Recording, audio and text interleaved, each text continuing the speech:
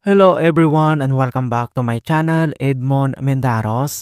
And for today's a quick tutorial guys, and I'm going to show you on how to check the status of Shopee affiliate programs payment settings applications. So ituturo ko sa inyo ang step-by-step method kung paano ba natin i-check yung ating payment settings applications kung ito ba ay approved na tayo or still pending on review.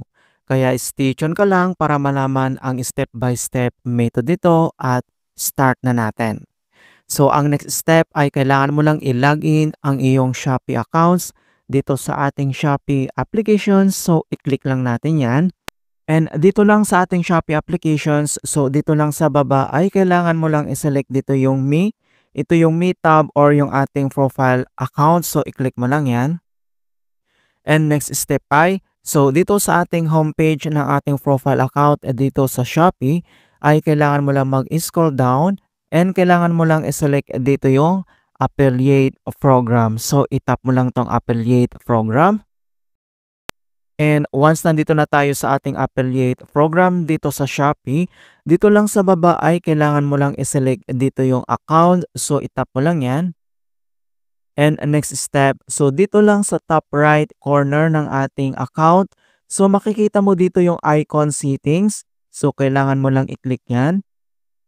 And dito sa ating account settings, ang next step ay kung paano ba natin i-check yung ating applications ng ating Shopee Affiliate Programs applications.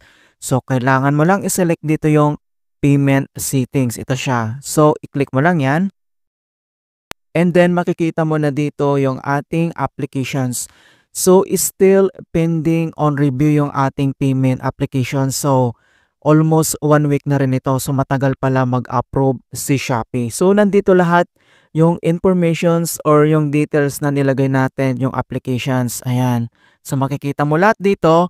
And then pwede mo naman itong i-edit. So scroll down ka lang at makikita mo dito yung edit dito sa baba kung may gusto ko dyang baguhin. So for now, hintayin natin na ma-approve tayo. And the other options naman or yung informations kung paano natin malaman na okay na tayo or approve. So makaka-receive din tayo ng email from Shopee kung success na yung applications natin. Alright, so ganun lang po kasimple kung paano natin i-check yung Shopee Affiliate Program Payment Applications status dito sa Shopee. And please don't forget to like this video and subscribe to my channel for more quality content.